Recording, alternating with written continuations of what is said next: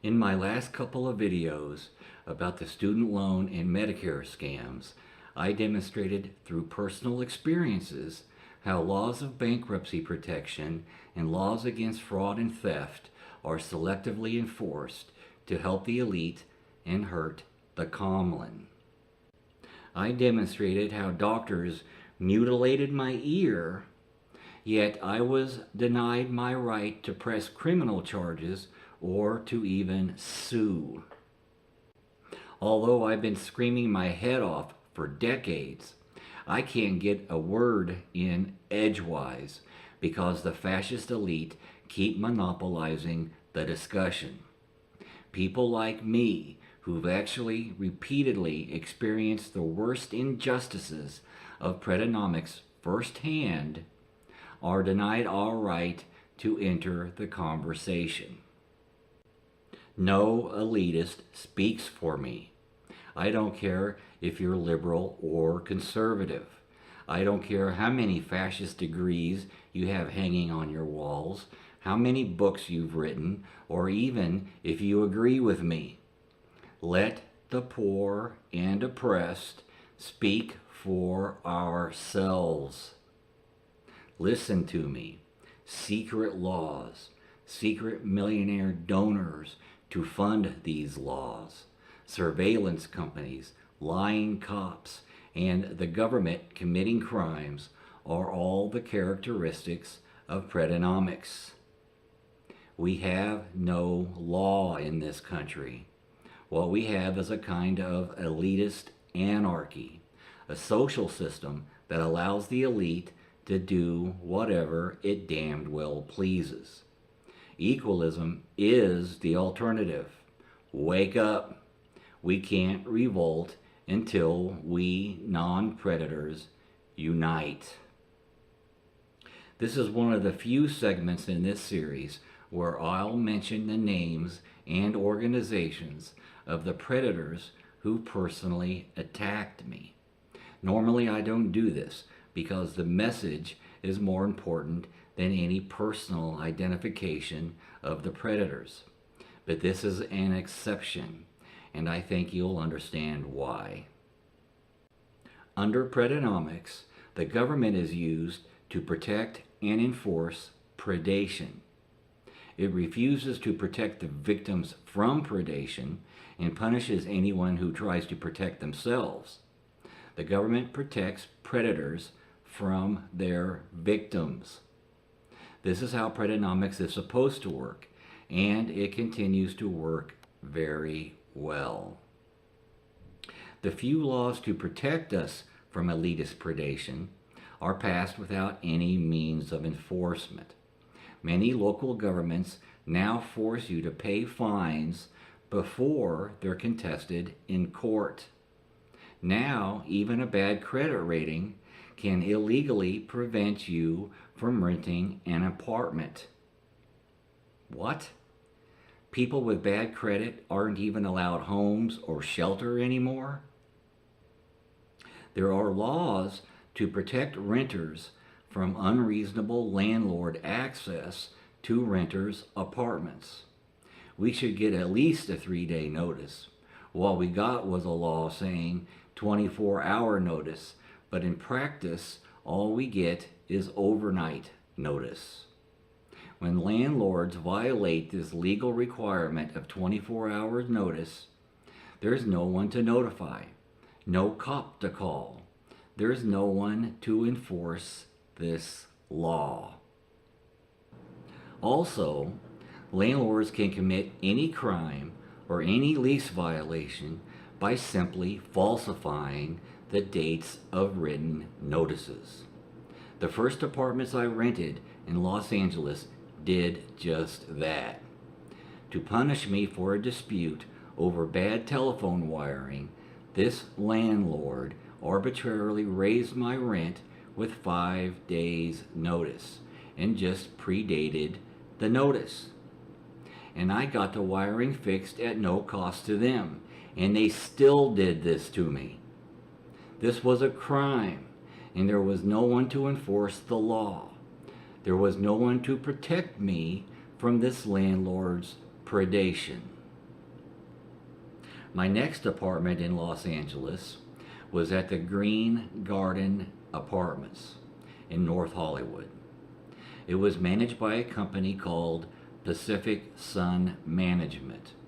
They pulled the old bait and switch, which is common in the apartment management industry. Using the renter's special scam, they conned my parents, who were visiting from out of state, to co-sign my lease, claiming the renter's special wouldn't apply otherwise. About 15 months later, they raised my rent 10%.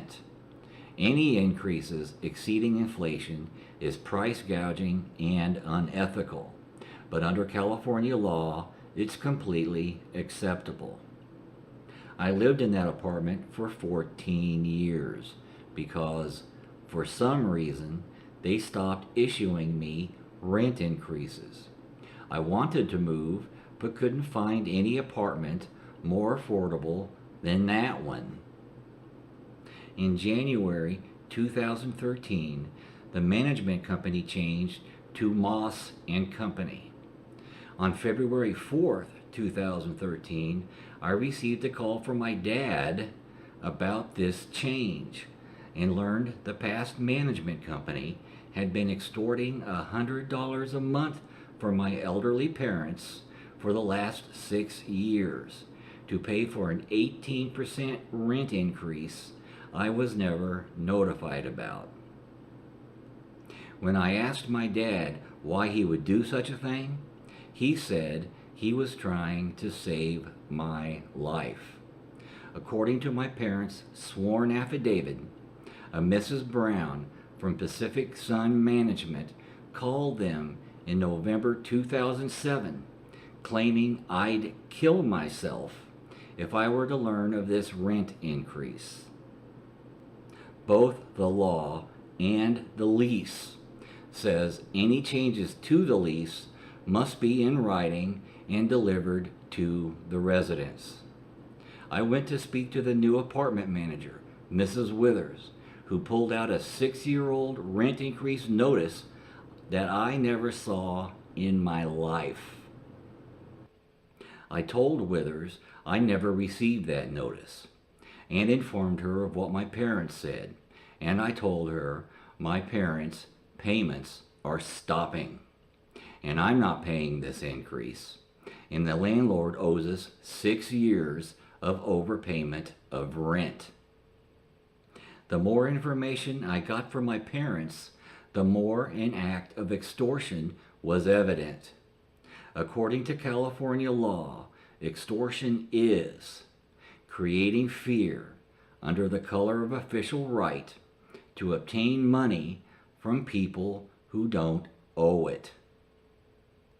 This Mrs. Brown used her official position and the fear of my suicide to obtain money from my parents to pay for what they didn't owe. Also, Brown agreed to secrecy from me. Furthermore, they violated the lease and rental law. And me and my parents never received anything in writing from anyone about this rent gouging or my parents' payments.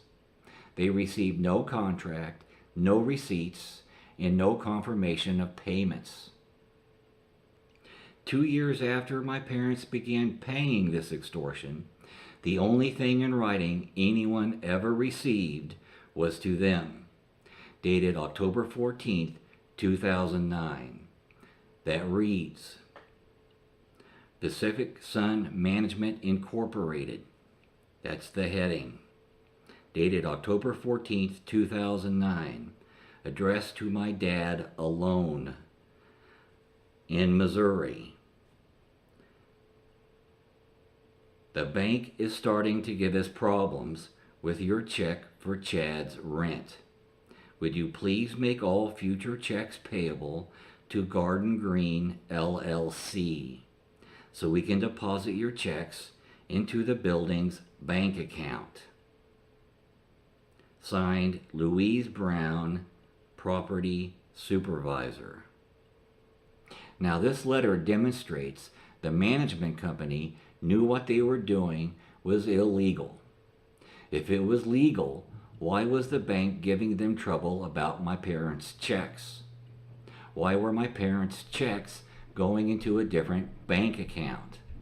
Why nothing in writing to my parents?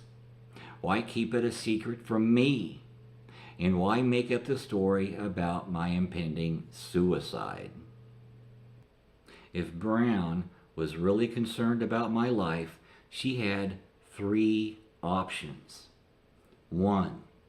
Notify the mental health department. 2. Notify the police. 3.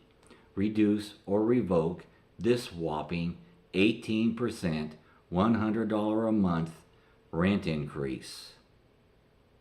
Extorting money from my 75-year-old parents was not one of her options.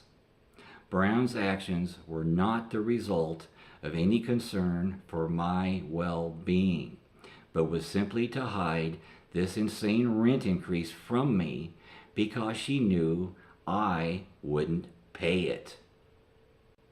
But this is only the beginning of the story. I'll tell you the outcome in the next video of this series called Equalism 110B. Please share this video series with as many equalists as you can. Thanks.